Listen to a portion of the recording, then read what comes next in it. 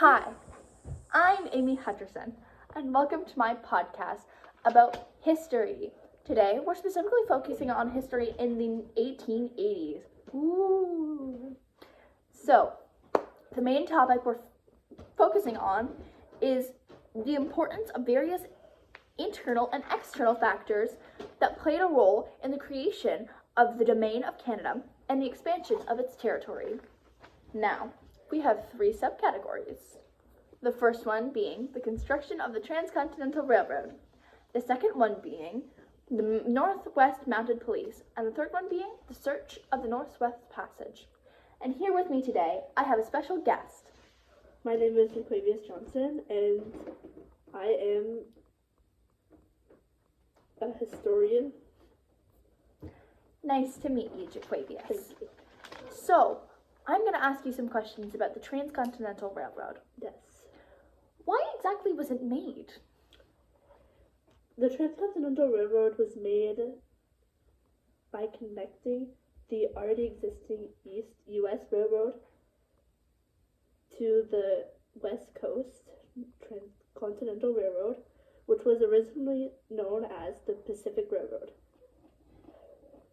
It became the first continuous railroad line across the United States. It was constructed between 1863 and 1869. So, there were workers working on it, right? Yes. So, I heard one of them were Chinese workers, if I'm correct, and they were treated poorly. So, how much did they get paid exactly? Yeah, the Chinese workers were paid $1, and with that $1 they were expected to pay for all their gear and their food, whereas the white workers were paid $1.50 to $2.50, and they got all the stuff they needed while they were working. So, there's the Chinese workers, but what other workers were working on this? Yeah, so the Irish, and they had Native Americans, and they also had some soldiers working on it too. So, when the Transcontinental Railroad was being built, how much did it cost, and how long did it take to make?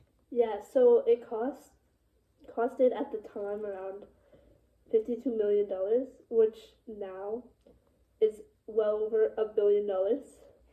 And it took 6 years to make, and this was because it was made by hand.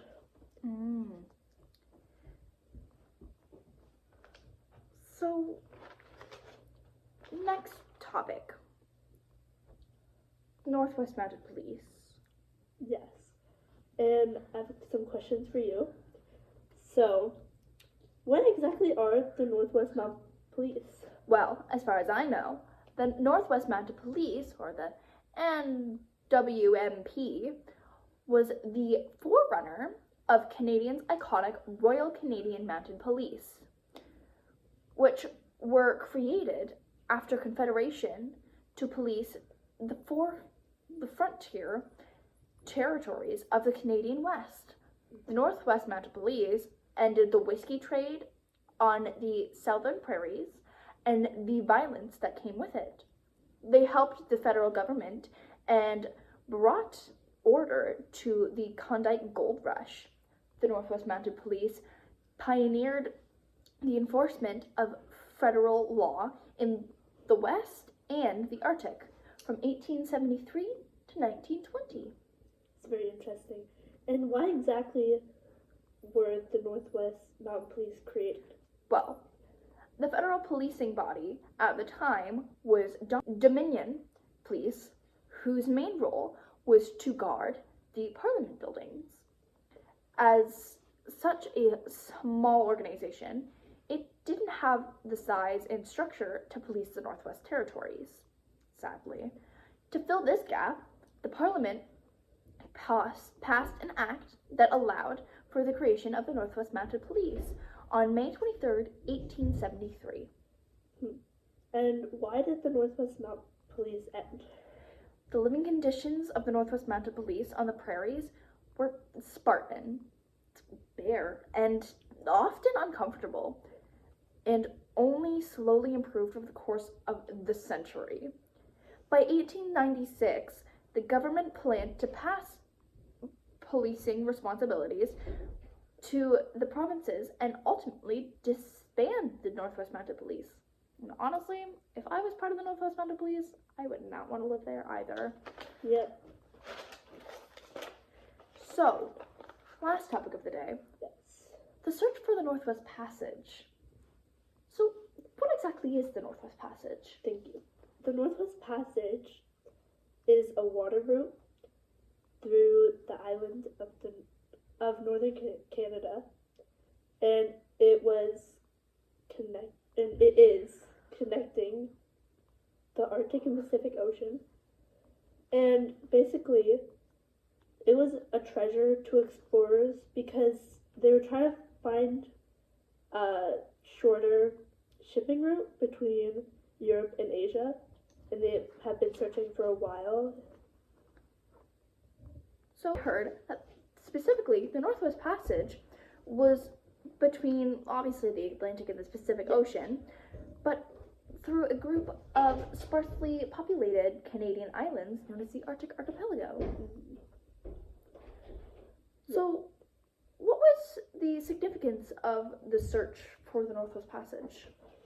Yeah, explorers searching for the passage were hoping to establish a profitable trading route between Europe and Asia, obviously, like I said in the first thing.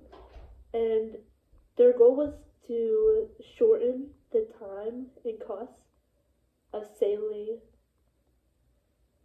to and from markets such as India and China. Huh. Sounds like a trip. Yeah, Well, that's all I have for today. that's all I have to do for today.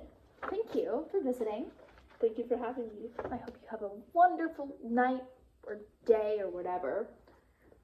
And hope to see you again soon. See you again soon.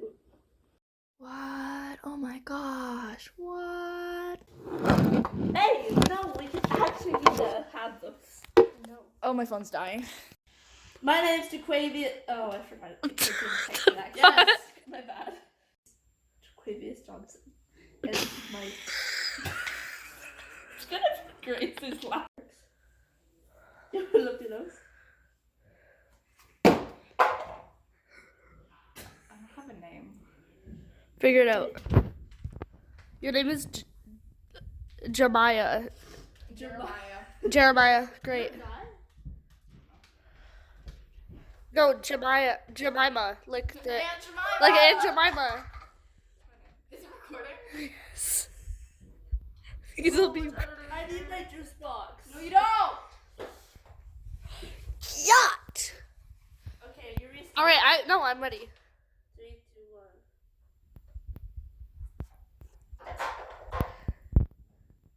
1. Stop recording. Hi, I'm Amy Hutchison, and welcome to my podcast about the 1880s. Just history. Specifically, today we're talking about what brought across Canada's greater successes in conquering other lands and people to bring to Canada. I was gonna say, Make it today to we're a gonna be country. covering 3 topics. No, because there's one question we answer and then the rest of them. I don't remember what that question is. Restart, Grace.